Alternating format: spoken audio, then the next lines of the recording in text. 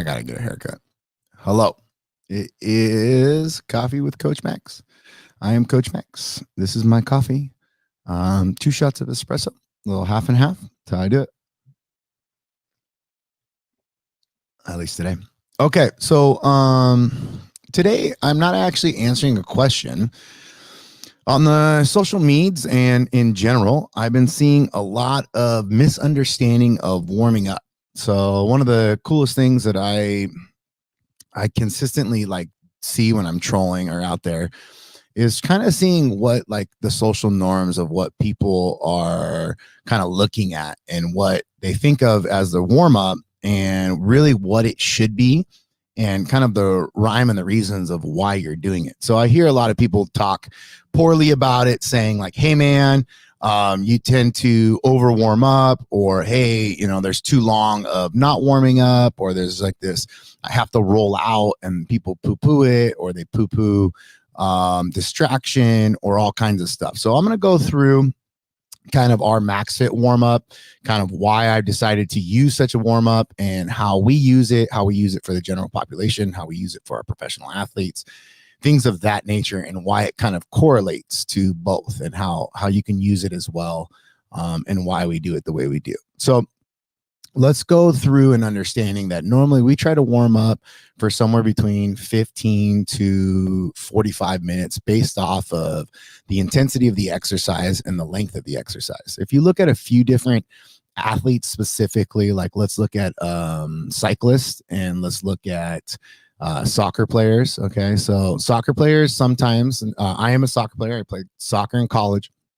So I definitely understand the laziness or the inability to want to have their legs sore when playing, all that kind of stuff. So the idea of warming up and working out, and why certain athletes warm up a little longer, and why they do certain things like static stretching before sprinting.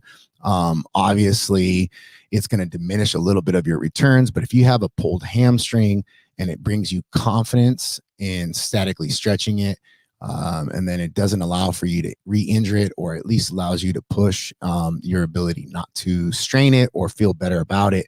It adds a lot to it, right? So there's a psychological effect to warming up. And then also too, there's a metabolic effect. There's an actual hormonal effect. And then in reality, there's a movement effect, right? So how can I use my warm up to benefit my overall ability to get better?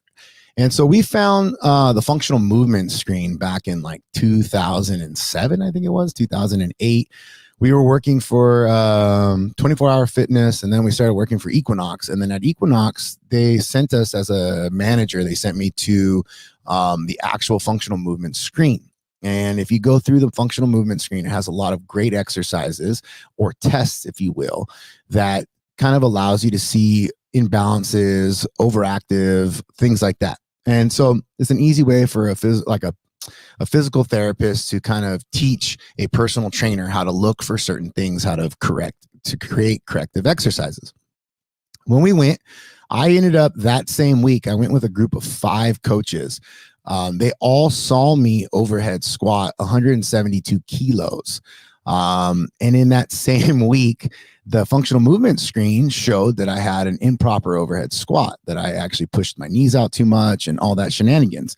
And they lost their mind. They were like, there's no way that this is correct. And then I tried to explain to them, and I was like, well, one, you have to, still listen, see what this is actually educating you on, and then be able to adhere to what they're saying. So that way you can kind of develop your own reasonings of why the functional movement screen is good and why it's not.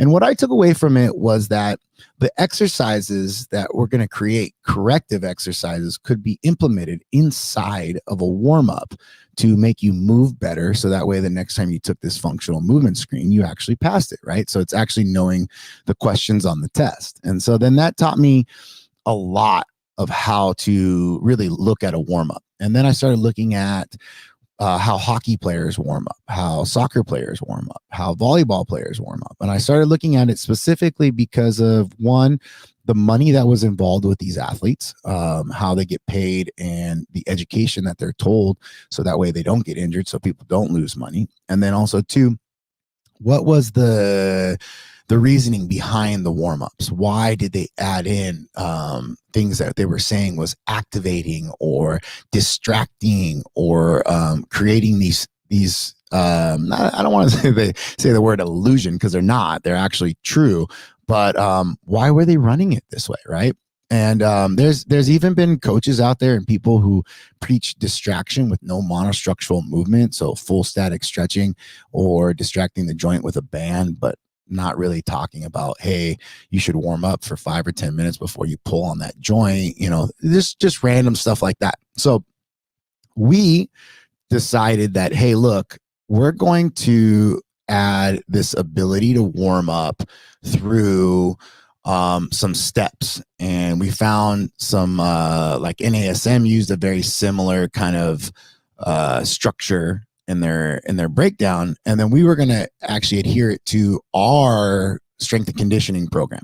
So we were going to attach it to this ability to warm up and address the psychological needs of our athletes, as well as we were going to address the metabolic or the hormonal needs of our general population. So someone who is extremely heavy set, but is going to go through some strength training with some minor rest, but still needs more aerobic capacity or needs some more, heart rate work, but doesn't want to do it, I can actually put it into a 10, 15 minute, 20 minute warm up. And then I can do 20 minutes, 40 minutes of strength training. And then I can still be losing weight inside of that based on that warm up.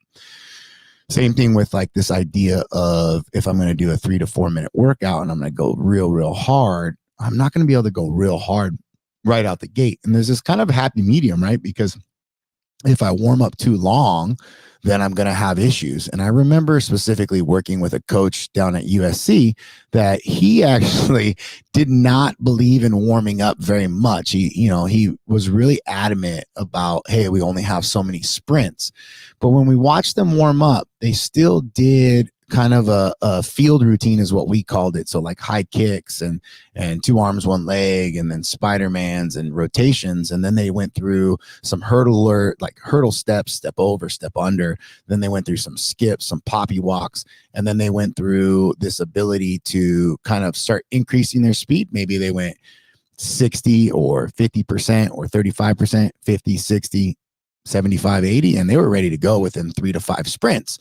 So it wasn't a lot of running, but it was warming up. And so what we found was that even though they're saying, hey, we don't warm up, they warmed up, and understanding what they were doing and why they were doing it in that way.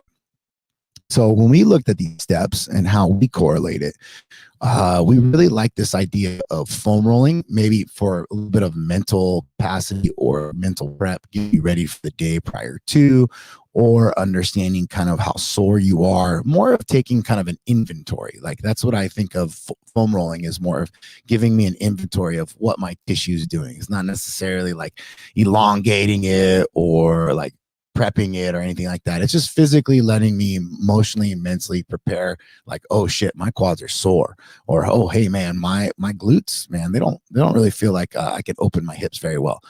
So then I have that mental like set. Then I really enjoy this concept of monostructural movement. And I think of the cyclist, right? The cyclist might actually warm up for an hour prior to a 2-hour bike ride. So understanding that, hey, if I get my heart rate set, or if I get comfortable in the saddle now, I won't have to get comfortable later. I'm actually prepping myself to feel the worst now. And then when I'm in my duration, I'm in my best. So this also will allow me to kind of get warm, get moving, and then prepare myself to specifically fire correctly. So monostructural could be anywhere from 1 to 10 minutes, right? Based off the exercise that you're going to do.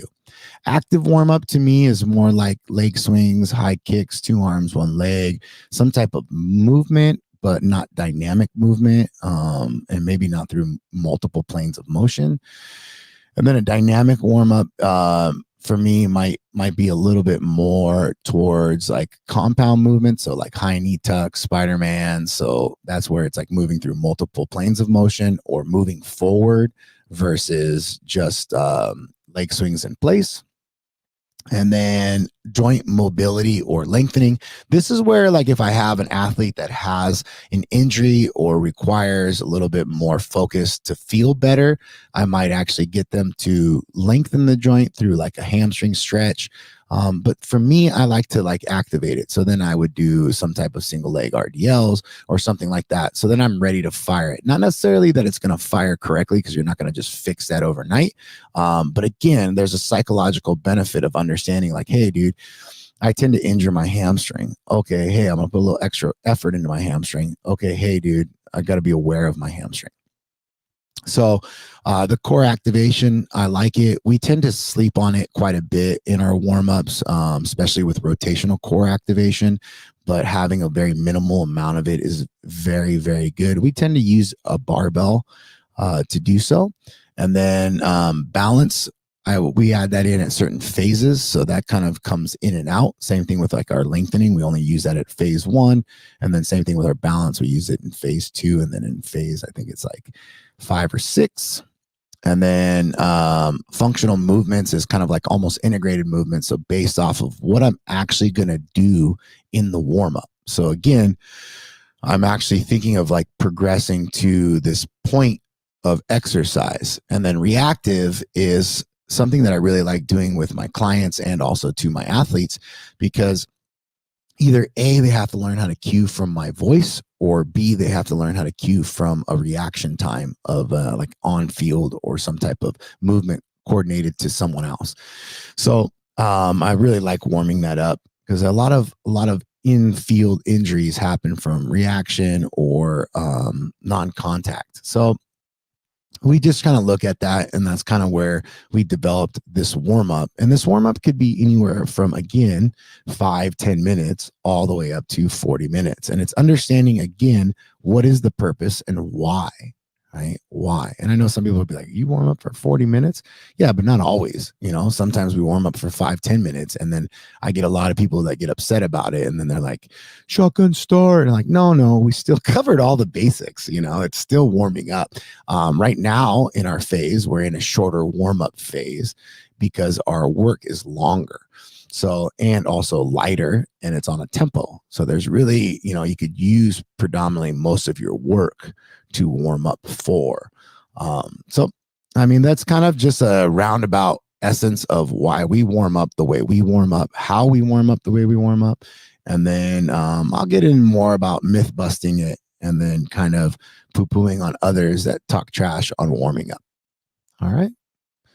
But understanding what you're doing in the gym and when you get in there to warm up properly is key. I think that some of the worst athletes at this are my buddies, the CrossFitters. Like, we tend to really try to attack a lot of the high level CrossFitters and how they warm up, because they tend to not really warm up athletically. And I know that sounds horrible to say, but they either warm up Globo Gym style, or they feel like they're warming up and they do too much PT work too frequently, or they're doing too much like warm up prep, not actually working out. So almost kind of like what our phase is now.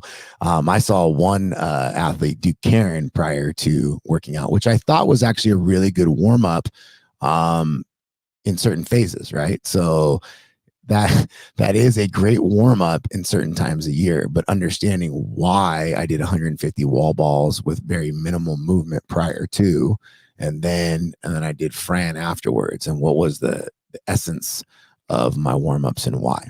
That's it. Just got to justify it. Cool. Woo. I'll talk to you guys mañana. Have a great Friday.